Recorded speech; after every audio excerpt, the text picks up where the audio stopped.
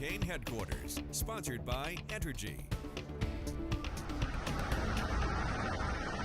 Tonight, all eyes are on Beryl. After slamming into Mexico's tourist resorts on the Yucatan early this morning, across the Caribbean and in Mexico, this storm has now claimed 11 lives. And Beryl is now a tropical storm as it prepares to enter the warm waters of the Gulf. Today, the National Hurricane Center shifted its forecast track a little farther to the north. Good evening to you. I'm Jordan Williams. And I'm Brenda Matudi. Now, while Beryl has weakened, it's expected to regain strength and make landfall again in the middle of the Texas coast as a hurricane.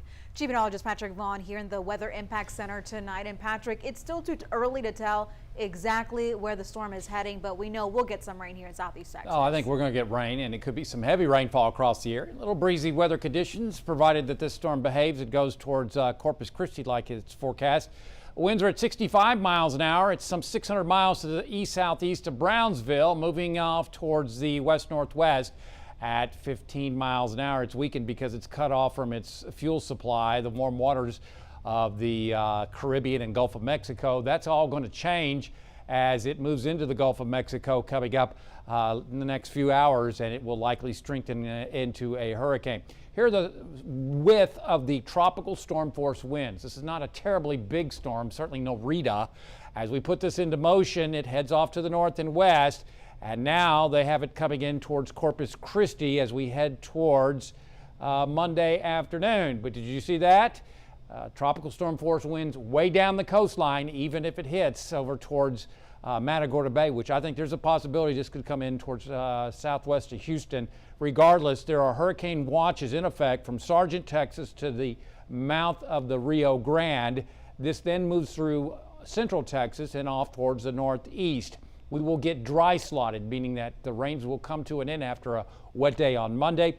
As we come on into Tuesday, it looks like drier weather Tuesday into Wednesday. Locally, we're just going to show Monday. Okay, this is not including the weekend, but Monday. I think we can do that.